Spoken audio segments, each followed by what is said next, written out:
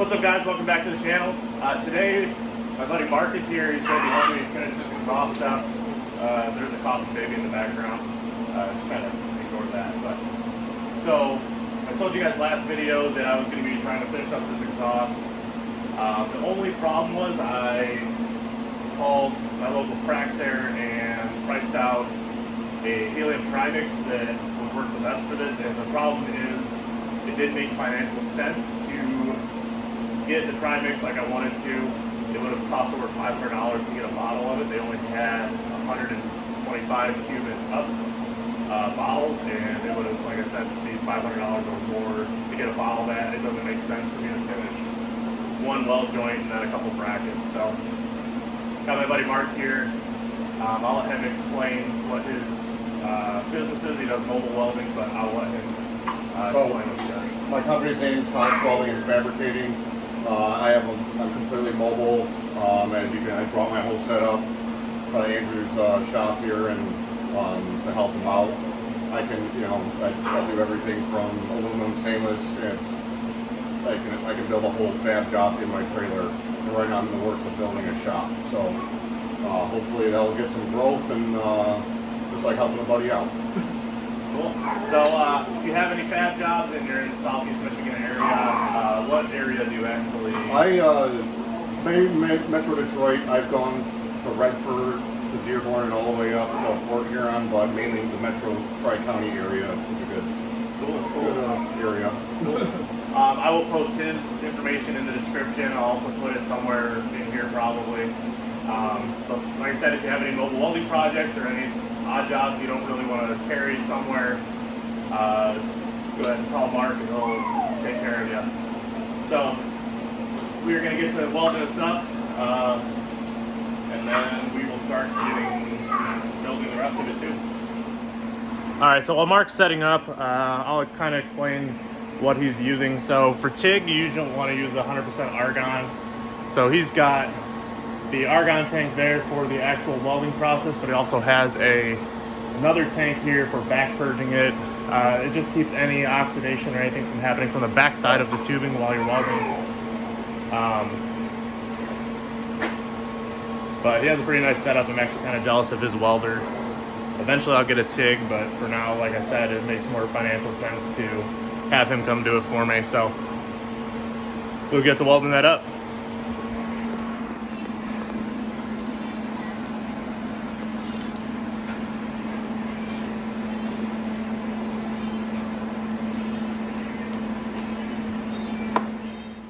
All right, guys, so Mark had to leave a little bit early. This is actually a couple days later. So I think there might have been a miscommunication on my part. So he did end up welding that section of the exhaust.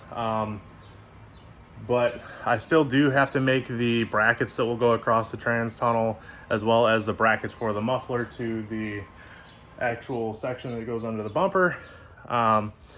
So that's what I'll be doing today. I've got a section of stainless. Let me get you flipped around here real quick. Yeah, so I've got a 6-foot section of stainless steel, just flat stock. I believe it's 1/8 inch thick. Pretty flexible stuff, so you can bend it up easily for brackets. So I will have this spanning, like I said, across the trans tunnel. I'll show you what we're working with here. So there's the finished exhaust. There's the joint that Mark did. They actually did a pretty good job on it. But there's the full exhaust going all the way through. If you can kind of see, let me position myself so I can actually point here. Where the normal exhaust hanger and heat shield mount goes is one's right here and the other one's right there. So I'm just gonna run a piece across. So I'll have to bend it up. So I can run it straight from that point to the exhaust, but then since it's closer to the tunnel on this side, I'm gonna have to actually put a little notch up and then across, just so it maintains the same height. I've already got everything set where I want it as far as the muffler and everything. So it's centered pretty well in the hole on either side. And then I'm also gonna utilize the factory mounts here. So I'm just gonna run it up to these bolts on either side that are in here. So this one I'll be able to run basically straight up to the bolt. It's pretty close to directly up on that one. This one I'll probably have to do something similar than with up here. So I'll have to run basically like a Z-shaped one or Yeah, I'll probably run a Z-shaped one so I can run it up and then over and then straight up again to meet up with that bolt. So we'll get to bending up that flat stock, and then I will start burning it in. So there's one bracket done. What I did, I just kind of measured out between this bolt hole and the one up there. I knew I was going to have to put a bend in it since the exhaust tank is down a little bit lower than the trans tunnel. So I just measured from hole to hole and then added a couple inches. This ended up being about 1.5 inches worth of extra metal. So had it probably about this long.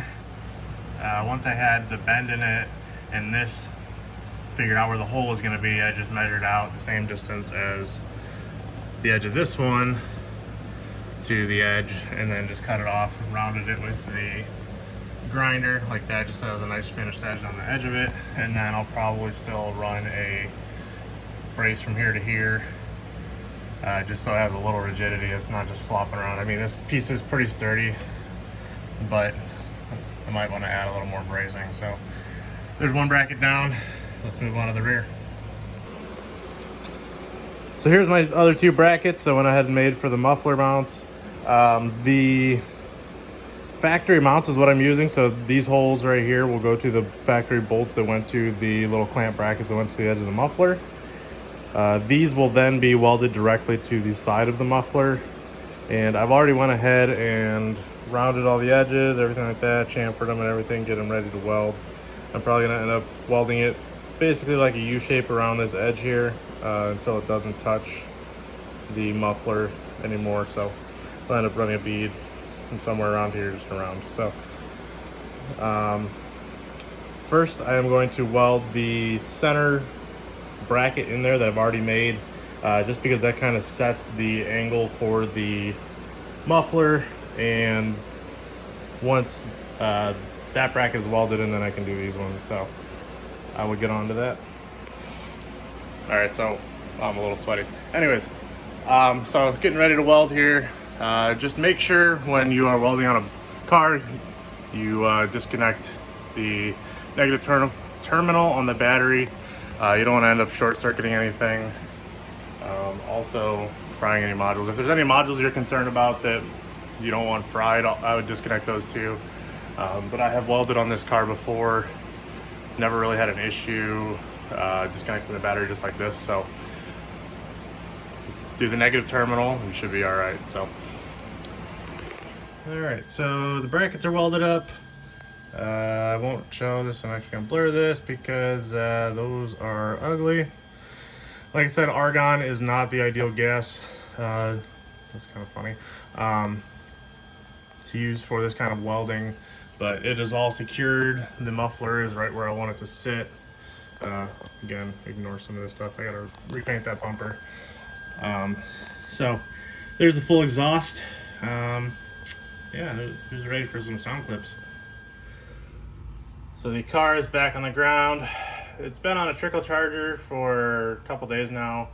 It should start no problem. I was still having a little problem with this battery earlier, but the battery is brand new, so I'm not sure why it drained. I think I have a parasitic cross somewhere. It is all hooked up though, so well, here's the moment you all been waiting for. Started this once before. We'll see how good it sounds now.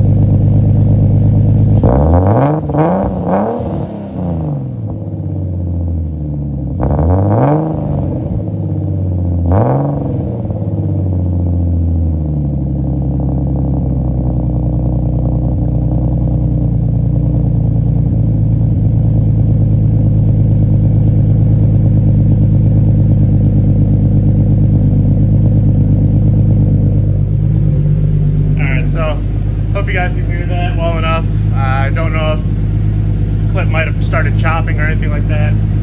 ignore the belt squeak you're hearing from up front. But that's the exhaust. I mean, it's positioned right where I wanted it. It's right in the middle of the opening there. It's just above the little bumper cut out there. It's super deep and throaty, which I was looking for. I was really hoping that that muffler wasn't going to sound too bad. I don't think it does at all. For being, it was like a $54 Amazon muffler if you saw my previous video. Same thing with the resonator. So that is it for the exhaust. Now that it's back on the ground, I mean, it's sitting back down, which I really love how this thing looks when it's on the ground. I always forget when it's up in the air, but it's back on the ground now. There'll be some minimal wiring, like I mentioned last video. The radiator fan, the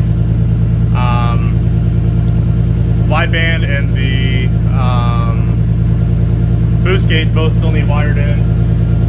And then this thing should be ready for at least a pull down, maybe not a pull down the street, but definitely drive down the street.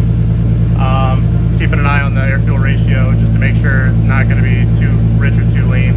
But from the way it's idling, it seems like the tune might be on point, but we'll see once that wideband is wired in and then we get actually some actual data. So thanks for watching. We'll see you next time.